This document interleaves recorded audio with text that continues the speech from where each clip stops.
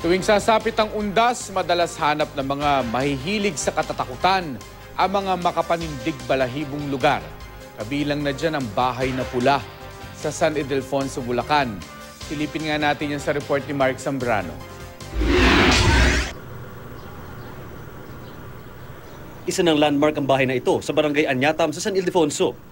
Ito ang Bahay na Pula, isang makasaysayang lugar at pinaniniwala ang pugad ng katatakutan. Bali yung bahay na to, sa kwento ng nanay ko, unang itinayo 1928 pero natapos siya 1930 nung ay pagmamaari ni Don Ramon Ilusorio. Kasi yun ang talagang kulay niya noon pa. Noon pa? Oo. Panahon daw noon ng Hapon nang gawin itong headquarters ng mga sundalong Hapon. Dito raw tinipon ng ilan sa mga lalaking pinagbintangang miyembro ng Hukbalahap sa Karaw Pinaslang. Maging mga kababaihan, hindi rin pinalampas. Kaya ang bahay na ito, pinaniniwala ang tahanan ng mga kaluluwang humihingi ng hustisya. Yung kuya ko, nakausap niya talaga yung matanda na inaaya siya din sa ilalim dito sa silong. Kasi may silong yan eh. Eh, ang sagot daw niya, natatakot po ako.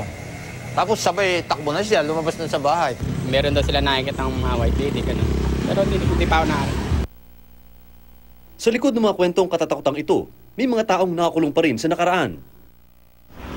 Tandang-tanda pa raw nila Lola Lita, Belen at Emilia ang pait na sinapit nila sa loob ng Bahay na Pula. Kanya-kanyang hila sa amin dyan. Kung saan-saan kami dinala sa party ng bahay na yan. Dyan sa damuhan na yan. Ako doon. Dyan kami pinagsamantalahan. Ang Malaya Lola. Ilan lamang sila sa mga babaeng pinagsamantalan daw noon ng mga sundalong Hapon. Ang tawag nila sa grupo nila, Malaya Lolas. Ang sugat na iniwan na nakaraan, hindi pa rin daw naghihilom hanggang ngayon.